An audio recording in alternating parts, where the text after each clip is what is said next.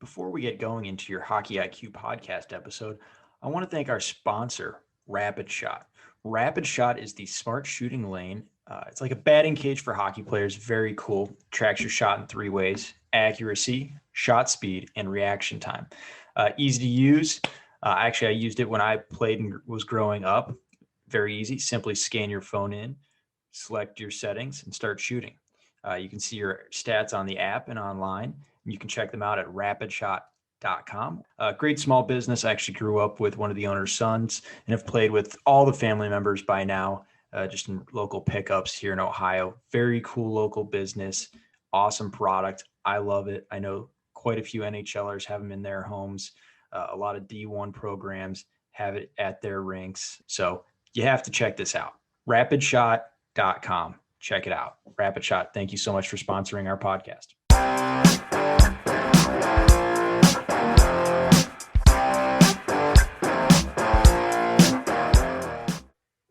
On the podcast today, we bring on Cole Anderson.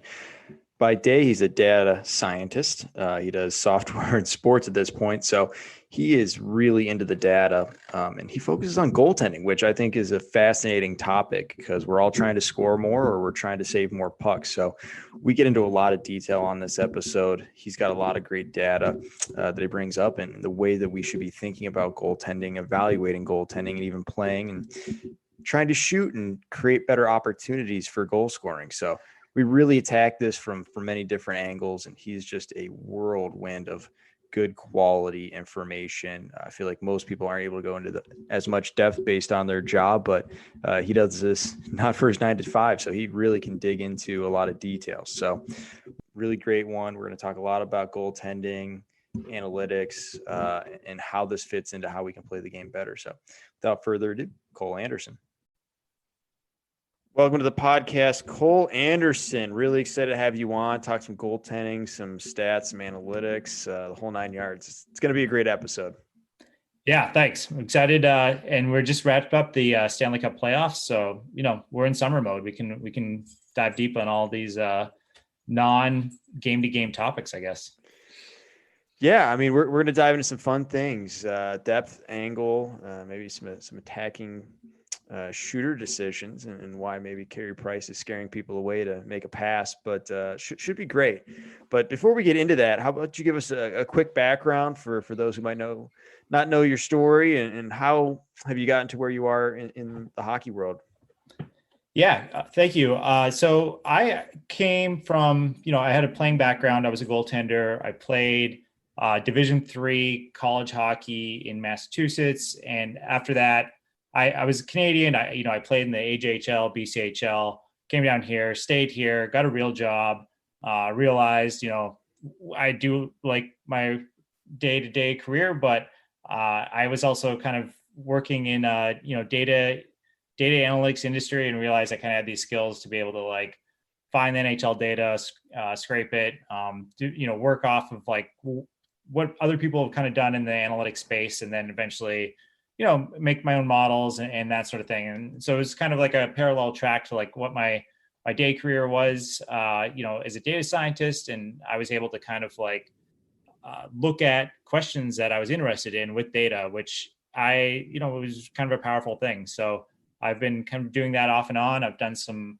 consulting for a data vendor firm like SportLogic and been able to present, at different conferences. And yeah, it's just nice to be able to blend two things that I like, hockey and data, and just kind of play in that world. A big sandbox, I guess. Huge sandbox, but I feel like you're very important in it. I remember seeing you at the Columbus Blue Jackets Hockey Analytics Conference put on by Allison Lukin, and just absolutely astonished. I was like, oh, okay, we're talking depth and angle. We're going back to the roots, but not many people are diving into the goalie data. So this is really interesting. And before we do that, I guess we should start a little bit higher level and maybe deal with your models. So you've been doing some models and putting them out on Twitter around predicting games and comparing that to the betting market.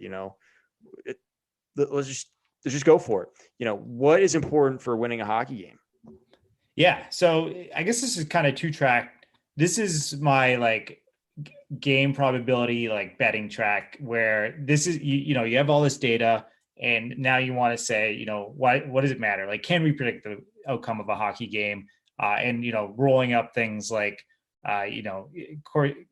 percentages of expected goals, for and against, rest, that sort of thing.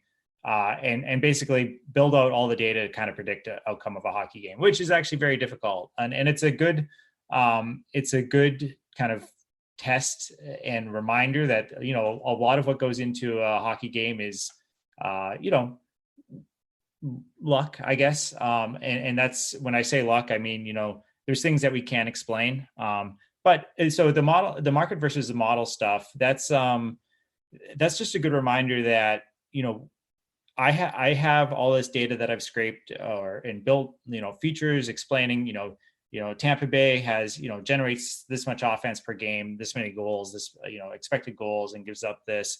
Andre Vasilevsky is very good, and they're playing on 2 days rest against Montreal Canadiens. The same thing. This is 100 features for each team.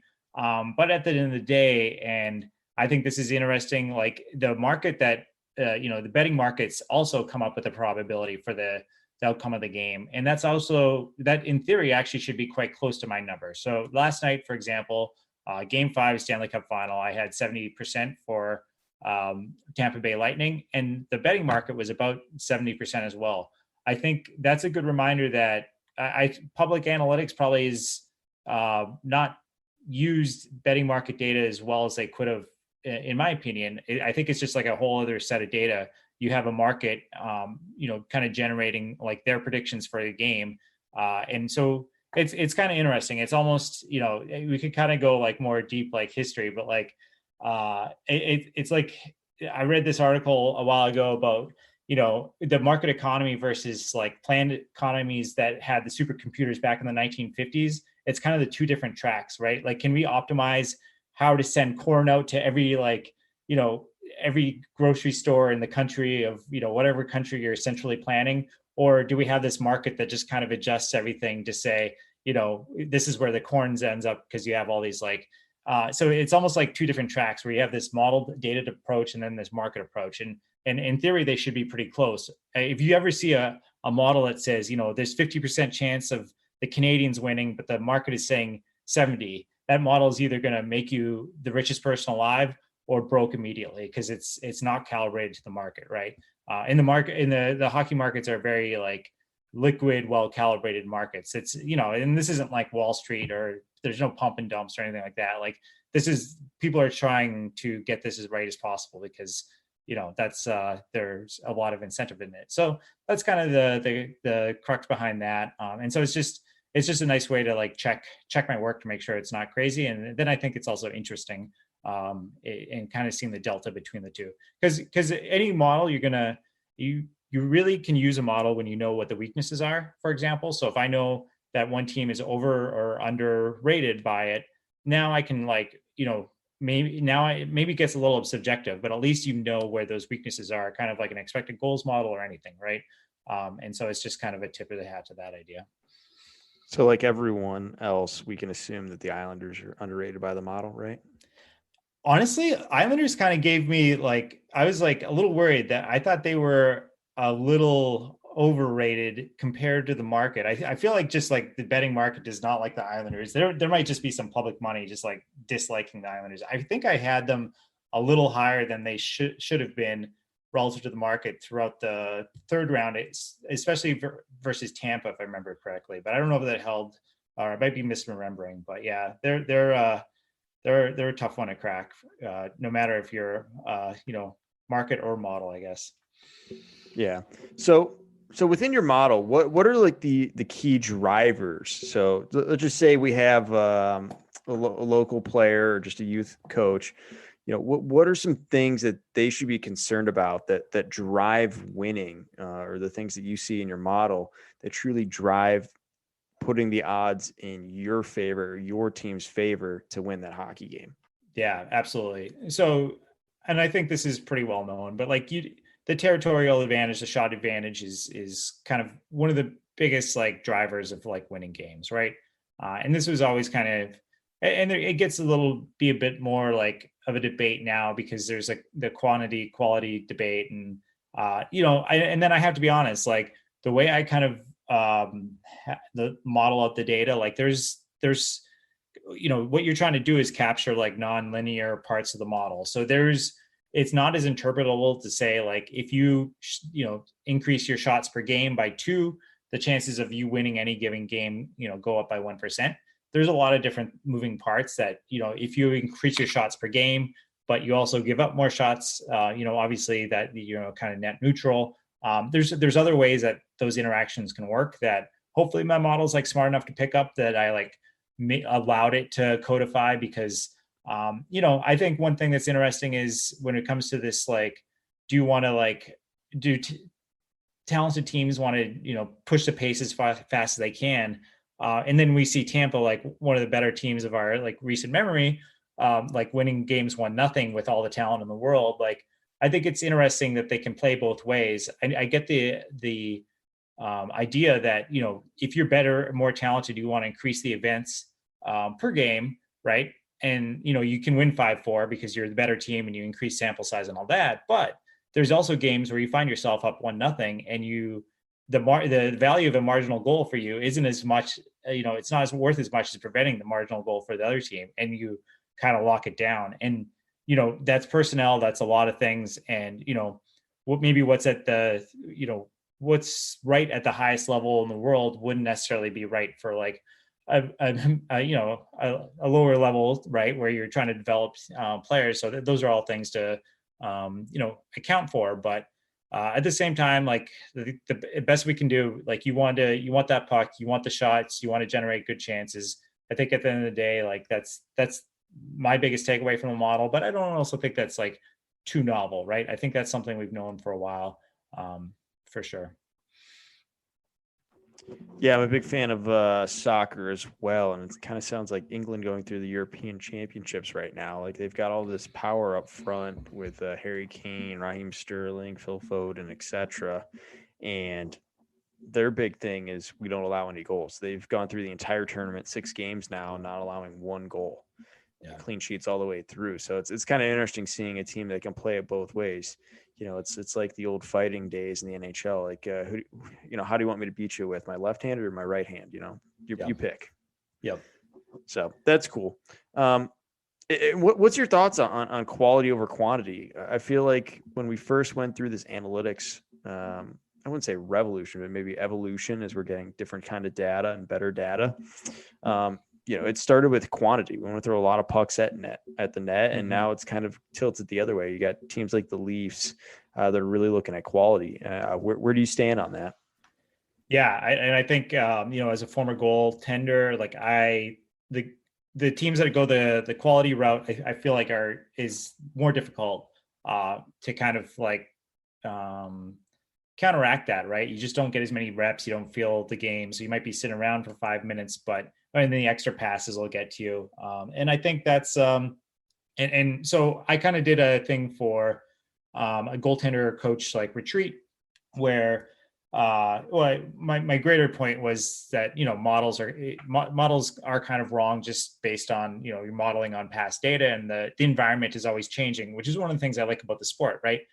So if you take, data from last year and apply it to this year, your expected goals model is going to be a little lower the last couple of years because the shots are getting more dangerous. And if we just subset to like shots right from the hash marks in the NHL, mind you, and they're forehand 20, about 20 feet out, forehand 5-on-5, like just the most common type of shot, like they're going in more often year over year. It's, teams are finding ways to generate, more quality. And I think that's smart. I also think the thing I like about hockey is, everything kind of cyclical. Like you said, there's no one way to do it. And it could come back that, there might be like a, more quantity, like evolution as teams maybe hyper focus on this too much.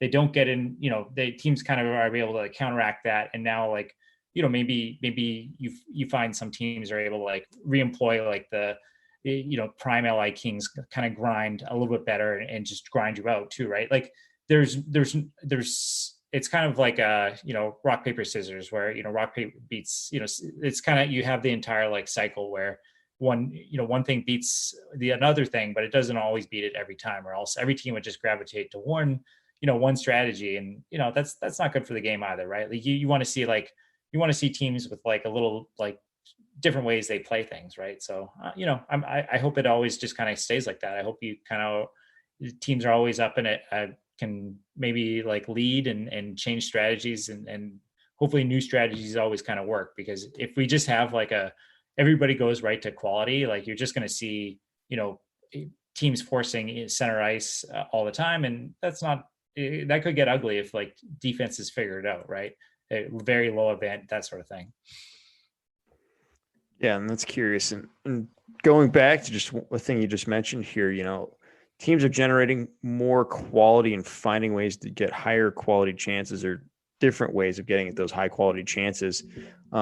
For you, what are some of those ways that the teams are generating more quality or a different high quality than years past, or just what's an effective way to create quality chances?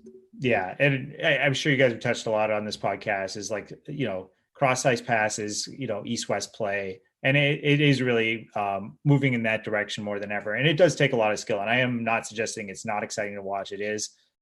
It's just and that's the most effective way. And we can talk about the kind of goaltender positioning angle stuff. There's and the reason teams do that, and it's almost so obvious you don't need to mention it, is to get the goaltender moving and get the goalie off angle. And that's the name of the game right now. And that's I know goalies are working to counteract that. Sometimes there's only so much you can do. Obviously defensive structures will have to adjust as rapidly as they can, but there are very few defenses against a perfect pass, right? So yeah, and then there's different teams approach kind of layered screens and stuff like that, and so it's not, none of this is new. Teams have always wanted to get lateral movement on the puck and players in front of the net and take away the goalie's eyes. I guess they're just doing it with more skill and maybe more perseverance now. They are willing to pass up two mediocre shots to get one good one. Before maybe you wouldn't see that, or some teams are, at least. Yeah, definitely. And that kind of leads us into where we're going with this, which is goaltending analytics. You already touched on the global goaltending retreat. I don't know if you want to start there, or you want to start with maybe, what are goals prevented above average? What is that stat? What does it take into account? How are you measuring goalies these days? Yeah, good question. So and we can kind of tie those together. So goals prevented above average, goals saved above average. There's a couple different levels. It's like there's one that indexed to like with save percentage, right? And so you could imagine like a league where goals are scored on the average save percentage is 90%, and you put up a 91% save percentage. If you face 100 shots, that'd be worth one goal saved above average, right? Or if you face 1,000 shots, that's 10 goals. It's basically that extra 1%, your extra 1% of your save percentage times the number of shots. So it's just like and then that's helpful because you can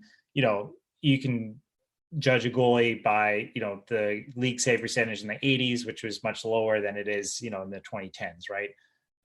And then kind of the next level off of that is like the save percentage, or usually the expected save percentage. So basically goal saved above expected, and same idea. And so, maybe your expected save percentage was a 91 and you made 91% of the saves. So, your goals saved above expected is 0, right? And then there's other different little layers. I prevented is one I do. You can also add a rebound adjustment in.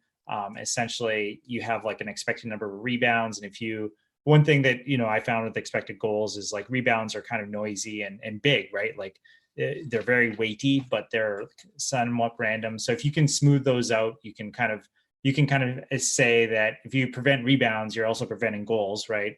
But I guess the point is that none of these are like vastly different between goalies. Like if you have a good save percentage, goals saved above expected, and you'll probably have a good like goals prevented above expected.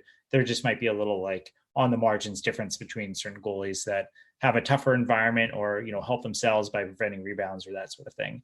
And so that's where some of the work I did for the goalie guild goalie retreat this year. Justin Goldman runs it. He's awesome. Look him up, the Goalie Guild. He has like scholarships for like, I think they had like they're voting on scholarships right now. So if you know any goalies, look that up. I think I shared it a little while ago, or look up the Goalie Guild and look for that. So this year and it's a bunch of goalie coaches. So the thing we're trying to communicate there is take the analytics, probabilistic thinking, and say, okay, why would goalies or goaltender coaches or parents care, right?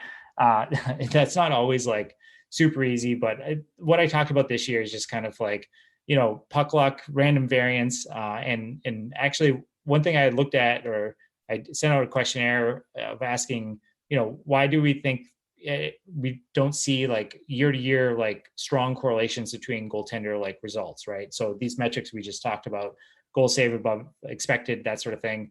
The top in year one aren't necessarily going to be the top in year two, and that's fine. And we just wanted to kind of take a pulse of why that is. And we looked, the population of goalies at the NHL level are all very good. That's one. Luck, team effects, the nature of the position is kind of a cyclical, like injuries and confidence. And then also like, I think we talked about a little bit is like, there's more ways that a goalie can affect the game than just making saves. Right. And so goals saved above expected, that's great. But like a good goaltender is going to have more impact on the game than just like making a save or not. Right. The game is about not letting in goals. It's not about actively making a save, right? And there's a difference between those two. So I'm very curious about when you're talking about rebounds. So there's an expected rebounds per shot. What is that number, and is it changed based on the shot location itself or the situation? Like per 100 shots, how many rebounds should be kicked out? Yeah, and it's a weaker model. Money Puck does something similar with public data, mind you. And I have a rebound model with public data. About rebounds are fairly rare, believe it or not, and the definition is about 2 seconds after a shot, another shot occurs. You can extend that to 3, but essentially that's the definition. It's about half as common as a goal, so about 3 to 4% of shots or shot attempts will occur that have a rebound associated with it. The probability of a goal, if the offensive team does get to that puck, it's about a quarter of the time it goes in. So if you do get to a rebound, it's like a mini power play on your stick for one shot, right? So they are, but the problem is when you're measuring by expected goals, and you can imagine like you're measuring a defenseman by expected goals. If they're out there for 2 rebounds, no fault of their own, or just something freaky happens, or maybe they are on the ice and their team gets 2 rebounds, that's a half a goal in expected goals right there. Maybe that takes them from a 45 expected goal to like a 65 expected goal share. Do you know what I mean? Like it adds a lot of noise at the one game level. I think over the course of the season, all that stuff evens out. But when you're in shorter periods where expected goals are kind of your metric of choice, it can add a lot of noise just because they are so like, it's about the average rebound will be about a 0.25 expected goal.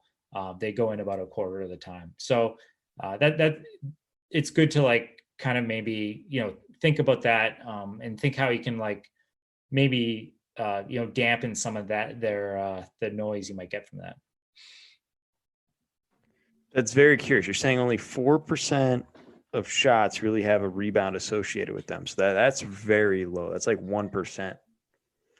That leads me to believe that point shots really are terrible. I mean, the NHL makes them look a lot better because their shots are ridiculously good, but at the lower levels, you really probably want to be passing up those types of shots. Yes and no. I mean, I think it's interesting.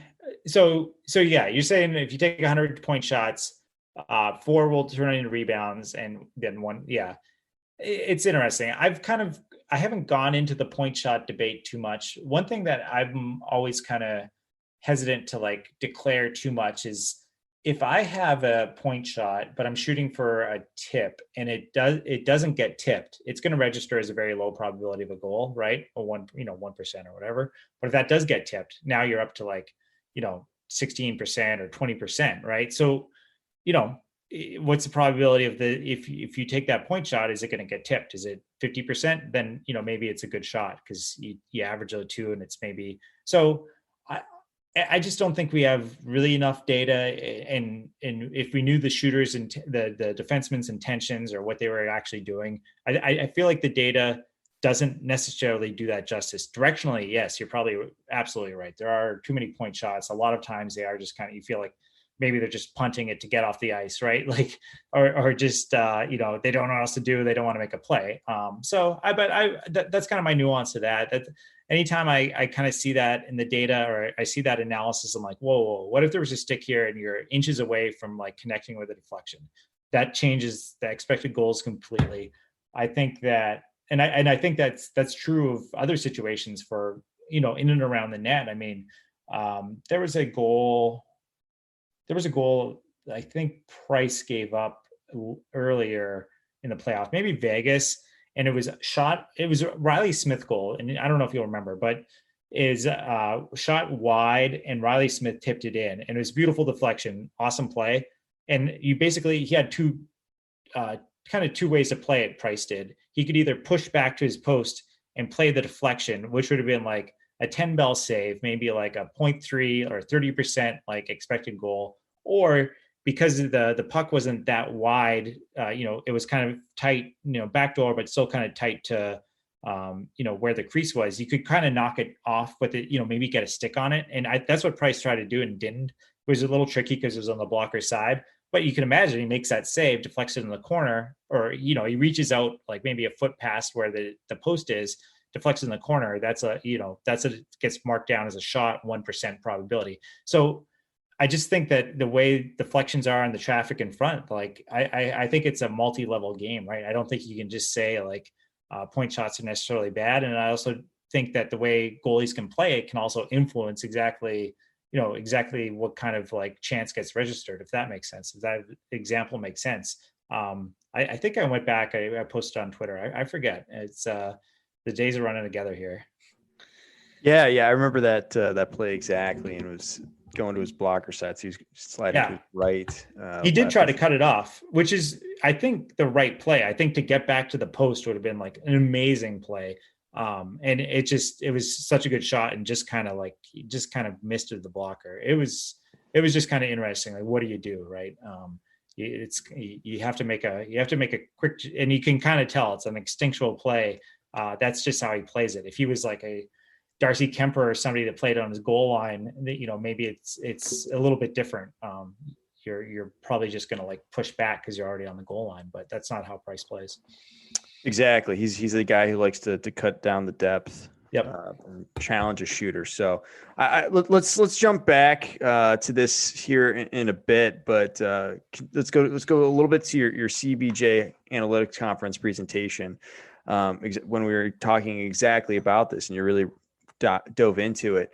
The trade-off between depth and angle. Like Carey Price is a guy who likes to get depth, really challenge a shooter, versus Kemper or Lundqvist that really likes to sit deep and try to take away angles a lot better. I'll let you go from there. Yeah, exactly. So this is, lucky enough, CBJ hack, Allison put on, it was awesome. It's the last thing I did before the pandemic. So that was cool. So I was consulting with Sport Logic. So I had this tracking data, right? And you have that's kind of the opportunity to say, we ask these questions, or there's a lot of things that, maybe, institutional knowledge about goaltending, how they play, depths and angles, and that kind of managing that trade-off. But can we start to model that with data? And that's kind of what I did for that project. And so essentially what we had is, just coordinates for all the players on the ice, including the goalie. and measuring where the goalie is in relation to the puck, and invented like sport logic data. So where the goalie is in relation to the puck or the event that's happening, and the net, which thankfully doesn't move. And then just kind of measuring their strategies and how each goalie kind of has their own strategy. Measuring the trade-off between depth and angle. So just just so everybody's just the terminology's the same for everybody. Like aggressiveness, like we were talking about, like the depth off the goal line, how far out you're playing. And you got exactly right. Price is one of the more aggressive goalies. And then your Lundqvist, Kemper, Mike Smith, these guys are very conservative, play closer to the goal line. Why do you do that? Because we were talking all the east-west plays, teams trying to get goalies off their angle, and the further out you play, the tougher it is. So, if you have to go dot to dot or like one side of the ice to the other, if you're playing further off your goal line, that's a bigger push. That's a longer distance to travel if you're playing more aggressively. But why do you play more aggressively? You're bigger, you're challenging the puck, you're taking up more net as that play envelops. And we kind of see, so it's just like a cat and mouse game, right? So once we had that modeled, we were able to say, okay, let's take a look at all the attacking events. So passes or shots in the attacking zone, and use that goaltender depth as, input to the model to say, will shooters, be more likely to shoot or not if the goalie's challenging? And, sure enough, the more the goalie challenges, the more likely they are to pass. And we saw that the Stanley Cup winning goal by last night for Tampa, Ross Colton, that was a play where Savard had the puck, Price challenged, and, Savard was not going to shoot that. He didn't really have a play on the shot. And, he passed backdoor, and, that was a great play, great pass. And, Colton beat his man to get that shot off. But, and so you can we were talking about, like, now the goaltender strategy comes into it, right? If that was Mike Smith, like maybe Mike Smith gets beat up top, maybe Savard takes that shot. And so it's just like all these sort of like different wrinkles to this shooter goaltender like strategy game that, I think it was awesome to be able to look at it. We did need tracking data. For example, we ended up measuring like goaltender position as a function of other things going on the ice. So I think like if we take a look at that like goal last night, I think Price trusted his defenseman there. But if that was a 5-on-3 or something like that, and there was a weak side guy that was open, maybe he doesn't challenge that.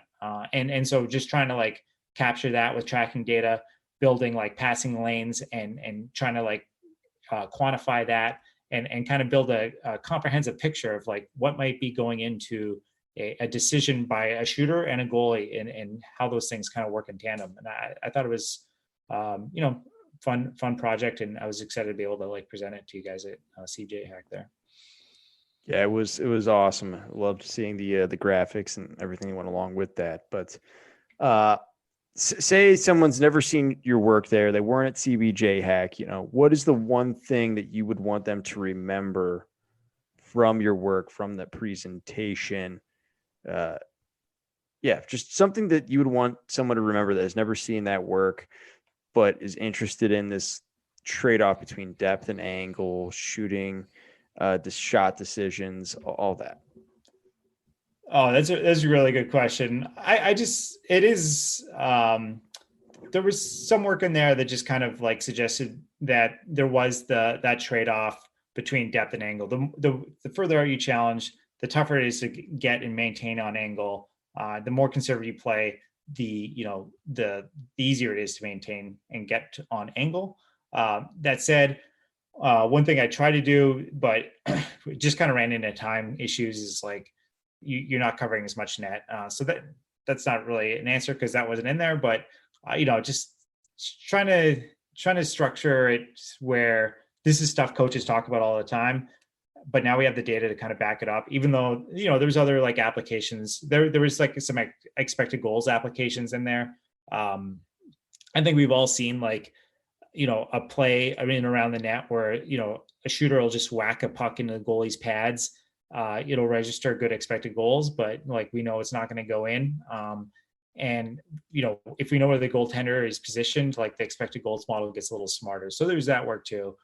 That's a really bad answer. But it's one of those things. It's just like, sometimes you just like to sit around, talk hockey for a while. And I think it's one of those things that kind of facilitates it, because it has a little bit of strategy. It has a little bit of analytics and a little bit both together. So. Fair enough. Fair enough. This is complex stuff, even though everyone thinks it's so easy and straightforward. But actually proving it with data is a lot more challenging than people give it credit for. So we'll let you off the hook on that one. Appreciate it. Yeah, absolutely. So going back to what we were talking about earlier with the global goaltending retreat, it was Justin Goldman, right? Yep. The writer of the phenomenal book, The Power Within. If you're a goalie, you have to read The Power Within. If you're a shooter, you should read it anyways, just because you need to understand what goalies are thinking and how they're processing things. Oh yeah.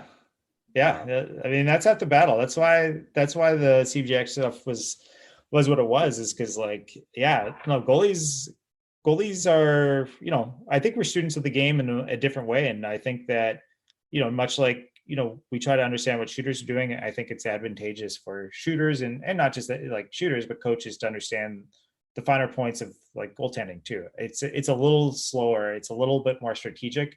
It's like rapid, it's rapid chess in a way. There's a little less flow. There's some more rules, but if you understand those rules as like a position player or a coach, then it becomes, things make sense. It's not, it's like that for a reason, but it can be advantageous when you're, devising strategy or shooting, or kind of have an innate feel for like what's happening, what the goalie's trying to do to counteract what you're doing. Right.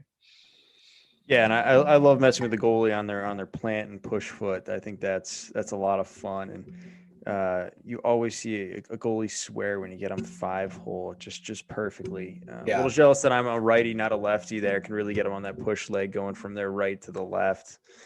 But it is what it is. Yeah. No, it's there's being skilled and there's being smart. So, and if you can be both, even better. So.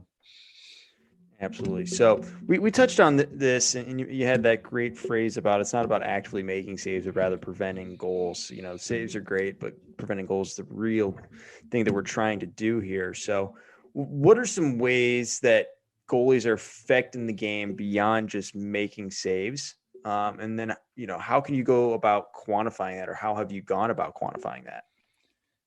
Yeah, let's go with the first one first, because you do kind of a rabbit hole. And I would say that, given if I was thrown in my basement, which I've been trapped in anyways, with, all this tracking data and months to work on it, I would still struggle to really come up with like a clean answer. But it's good to kind of think through it like, I would as a goalie or an athlete or, coach, where goalies impact the game more than just saves, because one, like the obvious one is rebounds. Like, are you cleaning up rebounds? Are you not like giving second chances when you don't need to? Anytime I see a puck bobbled and the puck goes back into play, even if there's not shot right after, like, your defenseman might be tired. You might get a cycle going against you, that sort of thing. It's now all of a sudden you see it, you're like, all right, this is kind of on the goalie, not much. Like, obviously there's 5 other defenders on the ice, 4 or 5 other defenders on the ice, but like, this is a way that they could have helped their team by getting a whistle. And same idea, like, transition plays, short transition plays with their defense. I think the big thing, it's a very lightning rod topic. Goalie, this happened a couple times this playoffs, quite notably, like Jari, like turning it over in overtime against the Islanders. Goalies play the puck, and then there's always some like, goalies should never play the puck. Why do they play the puck? Like, only bad things can happen, which is kind of true when, there's these big splash plays. But at the same time, there's a lot of little effective ways that you as a goalie can help like facilitate, breakouts. And so like, you should always like be able to put it on like the forehand, your defenseman's forehand. When you catch a rim, you set it nicely, like little things, that attention to detail that most people wouldn't notice, but like those things compound and add up. Right. And, making little passes behind the net, a lot of times you'll see, kind of the defenseman split out wide, and there's just like you have the forechecker come in, they get caught in no man's land, and that's just like little effective things that's kind of this that's the ice, the 90% under the iceberg under the water, right? That nobody really sees because like that's kind of the boring stuff of the game, right? Like there's just been a dump, the goalie gets it, like all right, I'm gonna go get a beer or something like that. I'm not coming to watch like the 1-2-2 forecheck, right? So but that's just like being in control of the game. And I just, as a goaltender, I always felt like if I was like making those little plays, if I was like, getting whistles when I wanted to get whistles, or, not giving up rebounds, like now I'm in control of the game, and it's just like a snowball effect.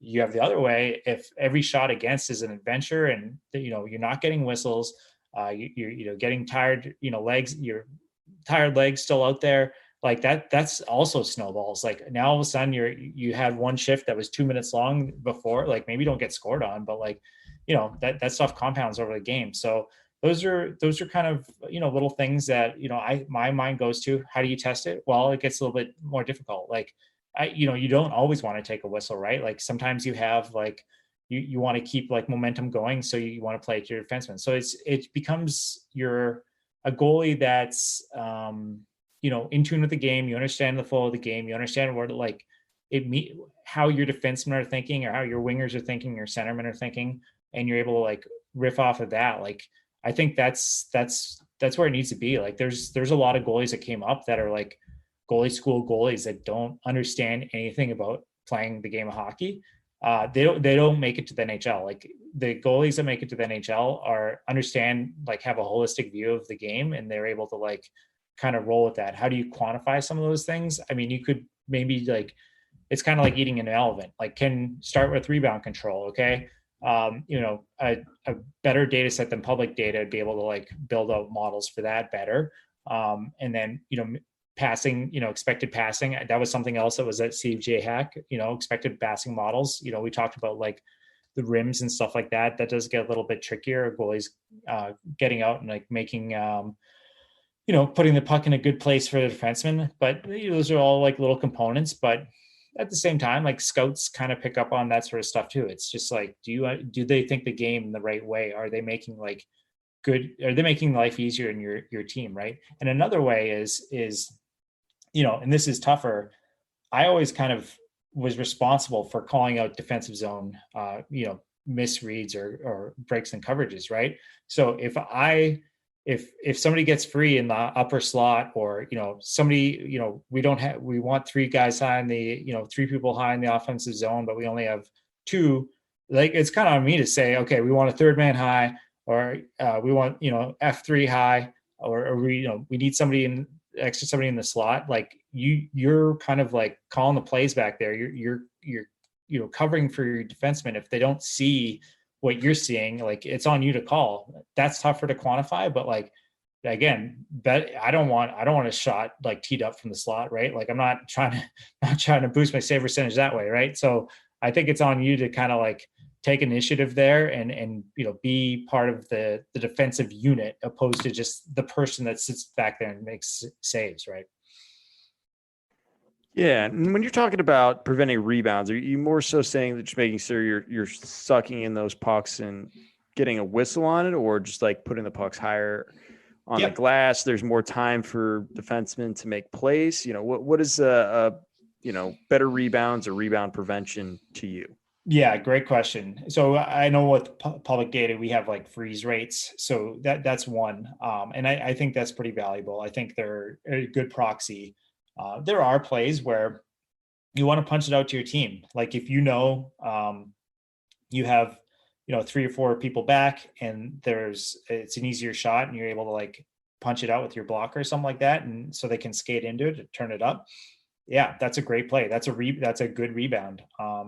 And I think that some of that takes like tracking data, and advanced venting data. I know like Sportlogic had more advanced invented data for like what time of rebounds and they were. We don't have that with public data currently. So again, it's just one of those things. It's bit by bit, and I think that. But I think it's interesting. Like when we're talking about the goaltender retreat, like we're presenting to a bunch of goaltender coaches. How do you like, they already know all this stuff, right? Like they talk about this stuff all day, every day. I think it's more like maybe hockey operations where this goalie is good. This goalie, maybe makes things more difficult for themselves, but it's also on the margins, right? Like, you're not going to not acquire a good goalie because their, rebounds are a little less than, ideal. But, I guess maybe it's something you think about. More work needs to be done in that area for sure. But from a quantitative and a qualitative, I think, goalie coaches are breaking down film on this all the time. They're very attuned to like every shot that's taken, trust me. So I think it'd be tough for you to like barge the room and say, okay, this model shows your goalies giving up too many rebounds, or they're not letting their players skate onto it. Like, I'm sure they're breaking that down quite a bit. But maybe this is a way to like, directionally like see who's helping and who's hurting themselves when you can't watch all 30 teams every night, I guess. All right. Well, let's go down that rabbit hole. Let's say that you're now an NHL GM. You've got this data. Say you're consulting with Sports Logic. Are you trying to draft one goalie per draft? And I guess where we're going with this is, are there opportunities to get value in the draft where people are overlooking it? Because obviously you can see the very good forwards, very good defense, and very good goalies and project them easily. Yeah. But everyone's talking about how goalies are voodoo. And you mentioned it earlier on the podcast, how year to year it's very difficult. Like, you could have a phenomenal draft year, but maybe that was, not exactly relation to your true talent level or how you're developing. How do you go about finding that value? Are there opportunities later in the draft? What are you looking at to see and put a good bet? You're a betting man. How do I put a good bet on a goaltender to turn out to be a good pro? I think that's a great question. And it probably varies based on, organizational philosophy. And one thing I do kind of back up to, you are the GM. This is your organization. How would you I was just going to say, pizza party every Friday. How about no. So there's a couple of different ways. Like, when I mentioned like indexing, goals saved above average, you can also do replacement, and that actually gets you a little bit more like repeatability. I don't necessarily, I buy the notion that goaltenders are, and this is actually what I talked about the goalie guild retreat. Like, there are ways that maybe we are kind of underselling the repeatability of goaltenders. Obviously, when things blow up, they really blow up. Like Carter Hart this year, wow, statistically profiled like he was going to be have an awesome year, young, coming off early success, and it didn't work out for him. But Hellebuck, Vasilevsky, these guys were top of the league a couple of years in a row. I think from an organizational perspective, I think you need to identify the best talent you can at the forward and D positions and take big swings there. I also think that if, depending on your optimization choice, just to get a forward, get a forward that's playable in the bottom half of your lineup, say, and get to 100 or 150 games, whatever that ELC number is. I think you might be doing yourself a disservice if you see somebody that you think can be like an organizational game changer. Like Vasilevsky was drafted in the first round, and I the money puck or money ball would have suggested, one, don't draft this guy. Try to get somebody that maybe can fill out like a third line role. But we kind of go back to the betting idea. Like, yes, it's a little bit riskier for a goaltender, but when you hit, if you hit, like, you hit big, right? And so it'll be interesting to see where, like, Nashville is in a couple of years after taking goalie high. And there's the young Swede this year. I also think that when we do like data analysis, and this is where I would probably need to like dive into the data myself, because I haven't done it, and I'm just kind of talking off, going off the top of my head here. But like, it's no secret that a lot of teams have not developed are not invested in goaltender development throughout like the history that like the NHL. So when you do any like analysis of like past draft trends, you have to view it in the context of how like teams have operated, which for a lot of them, like, yes, they might have picked a goalie high, and yes, they may have flamed out. By the way, I don't think it's like anything worse in the recent years. It's not worse than other positions. I think that there was some big failures in like the early 2000s from like DiPietro and whatnot, but I also don't think that they got enough support. And so as we kind of see teams get smarter of handling goalies and have goaltender departments, I think the kind of inputs to like the inputs from like draft to NHL career are changing as well. So I don't know if those connections that the Ricky DiPietro draft onwards, I don't know if that's as relevant anymore. It might be, and I know that there's only 32 starters in the league at any given year, and so I don't think that's ever going to change. But I do think that evaluation of goaltenders has a long way to go, and development of the goaltenders has a long way to go. So if those are getting better, that maybe that data earlier, doesn't matter as much. But we just saw like a first round pick, go back to back cups, and but then again, Hellebuck was picked in the 5th round. That was one of those cases where he was a late bloomer, and you can still be a late bloomer as a goaltender. And so, there's definitely maybe ways to get an advantage still, but I don't think teams, I hear the don't draft a goalie in the 1st round thing, but it's, I think the rules might be changing a little bit. And if you, commit to any strategy too much, I think the game is cyclical and smart enough to maybe like move past that, if you know what I mean. Yeah, absolutely. And, appreciate your time here. So we'll wind this down a little bit, but just piggybacking off that, a team does invest in their goaltending development. How should they develop their goalies well?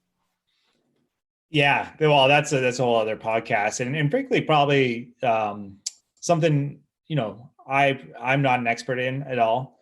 I think when I think of there's so many great goaltender coaches out there, and there are more resources being invested.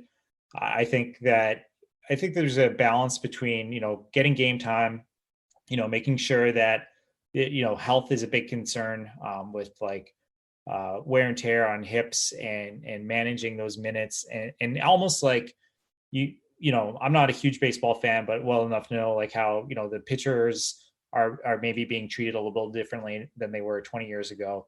I think so. Kind of coming together of like that technical development, understanding the game, like kind of like that, like hockey IQ, and making sure that like the physiological, like there's not any, like there's some teams that like their practices are you hit a certain number of butterflies or RVH, like post integration plays, you're done, right? Like teams are getting smarter about that sort of thing. So hopefully, the goalie that kind of falls apart at, age, 32, hopefully we're moving past that, because teams have been managing like, managing hips and knees better in their younger years. So that's certainly a great question. And it's one that we'll know more with more, more focus on that area coming in the coming years.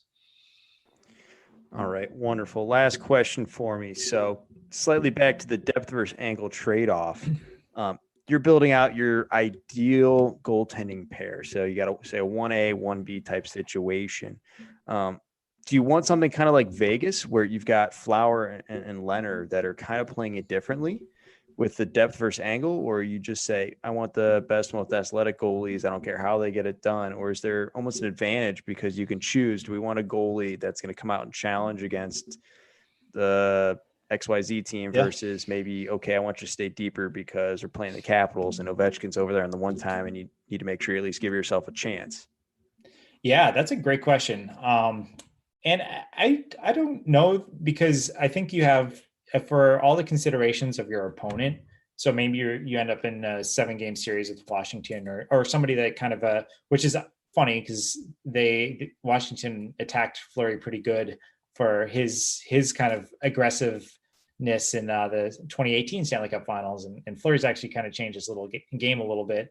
I don't know. I think because you only play each team like a couple times a year, and then the playoffs obviously get paired up, but like I think there's also consideration for your like own defensive structure.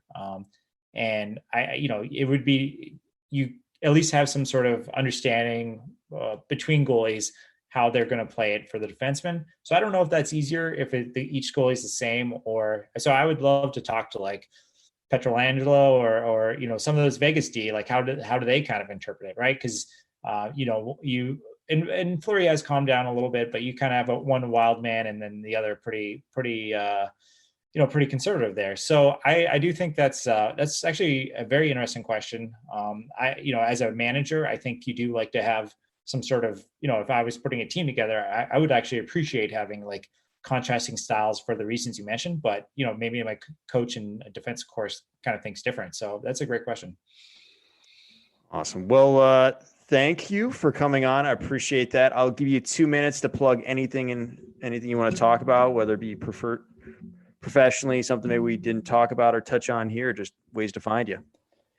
Yeah. Well, you can find me on Twitter, Ice Cold Data.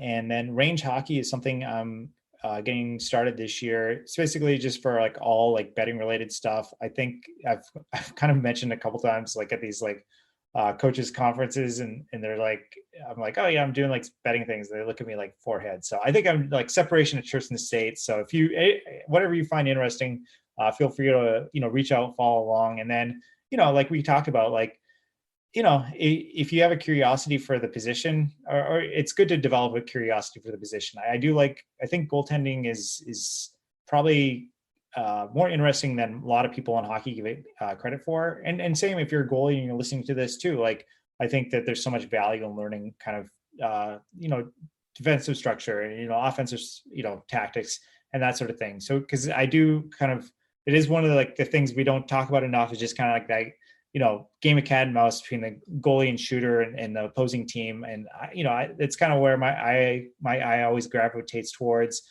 So, just kind of reach out and learn a little something about the person that you're facing or having to face, and it'll pay dividends and be interesting for sure. Absolutely. Make sure to find the ways to score on your goaltending buddies 5-hole. Really get them going. They love it. That's my favorite part. Is you get a goalie going and then they can't stop swearing or they can't stop freaking out and they get in their own heads. And I have no idea what that's like. I've never sworn or gotten upset getting scored on. So I feel bad. For those people, but they do exist, I hear. Fair enough. Well, thanks again, Cole, for coming on. This was a wonderful episode. I know I learned a few things and I know our listeners are going to take a bunch away. So thanks again for coming on. Thanks, Greg. Thanks for having me. All right. Take care. Bye. Well, I hope you enjoyed that episode. I know I did. So before we let you go, though, we'd like to remind you to please like our podcast, subscribe to it, give us a follow, and share this with all the hockey people in your life. We really appreciate growing this community, this podcast. Remember, we also have a newsletter, the Hockey IQ newsletter as well. Really excited to continue to grow this. So please help us grow this further by liking, subscribing, following, and sharing with everyone. So appreciate you all. Take care.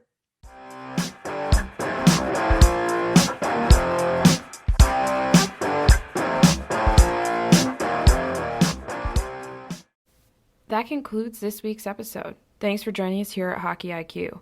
If you haven't already, take a quick moment to hit that subscribe button, give us a thumbs up, and drop a review. If you want to be a great teammate, even recommend us to a friend. You can follow us at Hockey's Arsenal on Twitter and Instagram. Check out the website, hockeysarsenal.com, where you can subscribe to the weekly newsletter. You won't regret it. Catch your buttes here next week for a brand new episode.